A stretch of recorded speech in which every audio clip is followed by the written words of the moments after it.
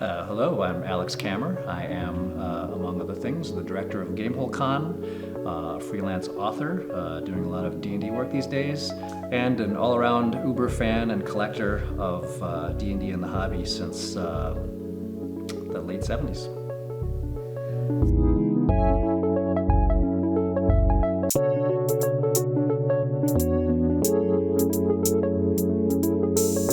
Unlike today, where most new players coming into D&D find games online that they watch. They're watching a streaming event or something like that and say, "Oh, that looks really cool." Back in my day, in the early 80s and the late 70s, you had a friend who said, "This is a really cool game, you should check it out." And so my friend Trevor Walker, back in Partyville, Wisconsin, in 7th grade, had the Moldvay set, the basic set, and we played the Keep on the Borderlands over the lunch hour in 7th grade. And he ran the game for me, and it was amazing, and I loved it, and it launched me into, it was literally a life-changing moment for me. Well, this is so amazing where we are now, given just the sales numbers alone are jaw-dropping compared to where the hobby was. You know, TSR had an explosion. It exploded on the scene in the early 80s, really, and started selling lots of product, and that was remarkable to all kinds of people. But what's happening now worldwide is just stunning. As an indicator of how strange the world's gotten, how wonderful it's gotten, my kids who are in grade school and one's in middle school think it's amazing and that Dad's cool that I write D&D, that I play D&D all the time, and that I run games for them. I've spent a lot of time in local schools talking about D&D, talking about game design, and the appetite and the excitement about it. And also the fact that teachers want me to come in and talk about that stuff is far out. Again, it's beyond my imagination that would have happened in the 80s. It just wouldn't have, right? You know, they would never have asked someone like me that, you know, as a lawyer, come in and talk about what being a lawyer is like. Sure, that makes sense, like being a firefighter or whatever. But now game designer is something that kids know what that is, they want to be part of it, and they're excited by it. And my kids are no different. They love it, and they love playing. And it's great for me as dad to see that them enjoy it so much, because it's had such a positive impact on me. I hope it does the same on them, which I think it is. I think it's going to make them readers and thinkers and think strategically and think collaboratively, think cooperatively, that this is, you know, it's not a combative sport. This is something that you are working together with as a group. And I think this is a wonderful thing. The more people that can get together around a table and play D&D, it just improves the world, quite frankly. I have been playing D&D for so long, so I've played so many different published products, homemade, homebrewed products, other people's creations. So the ones that when you think of, I think we're all the same. You think of what's your favorite? It's really what was the greatest experience. So that has to do with not only just how good the product was, but who you played with and how much fun you had. And for me, I have kind of an odd response to that. I think a lot of people would say, you know, Tomb of Horrors or, you know, some other classic like that.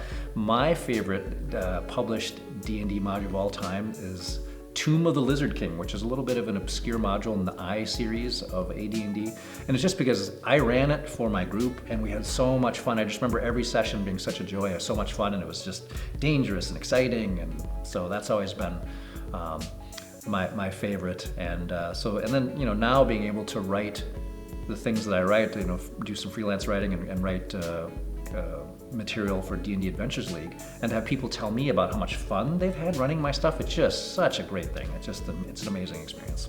Well, I have the odd twist of fate. I find myself being the owner and director of a substantial gaming convention, a tabletop gaming convention called Gamehold, which happens in Madison, Wisconsin every fall. We're sort of mid to late October. And that's been an amazing experience because, first of all, the growth has been insane. We thought that my friends and I would just be sitting around a hotel lobby and maybe a handful of people would show up, and almost 500 people came year one.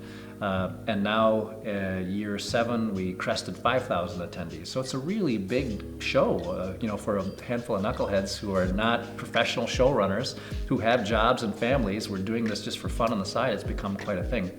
But what's remarkable about it is being able to witness the joy that people have gathering with like-minded people, doing the things that they love together, and the thank you, the amount of real heartfelt thank yous that we get for it. Just thanks for doing this. It's really cool.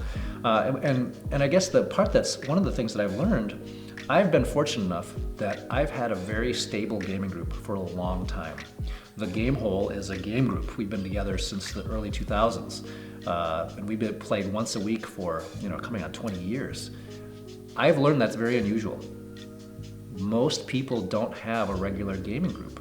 So fortunately, there are several vehicles. Organized play at game stores. Virtual play now through Roll20 or all the other unbelievable platforms. And then convention gaming.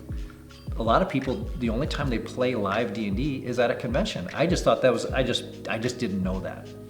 I was privileged enough in my own gaming world with my group that it didn't even occur to me that this is a real unique experience for people to come and actually play around a table with people.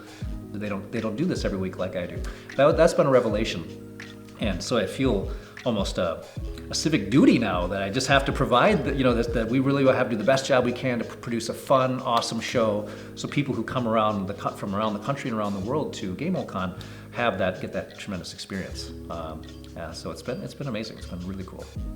I have found myself to be fortunate enough where I am designing games, adventure content for Dungeons and Dragons, which is astounding to me. 12-year-old Alex thinks I can't believe that. So for me, the joy of holding a hardbound D&D book with my name on it is just stunning. It's amazing. And so that would be my suggestion to anyone out there is just to take a run at it, try. The world has changed. There are so many avenues to publish D&D now through open gaming license. The Wizards of the Coast has created this unbelievable DMs Guild where people are producing all kinds of content.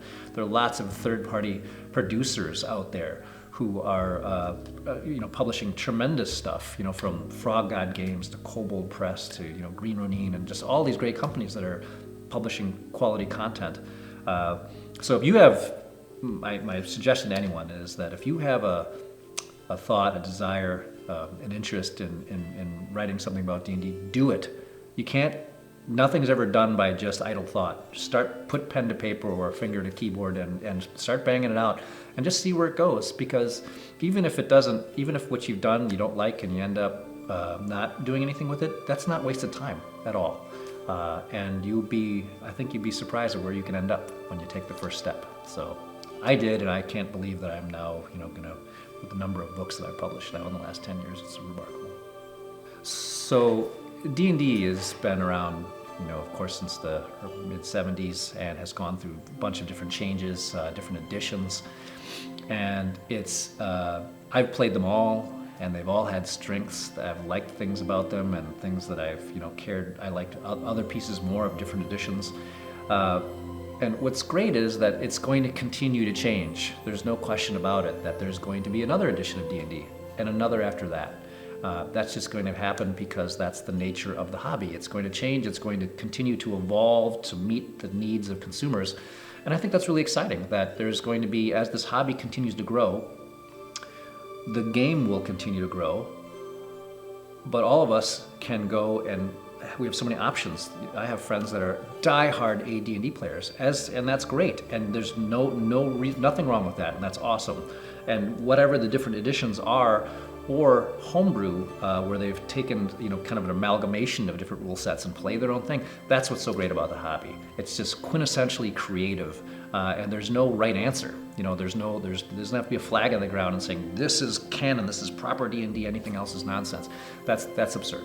D&D is all about the joyful experience of getting together with people and having your minds blown. Exactly. So that's what D&D is for me, and that's what it's going to be in the future. I have no doubt about it.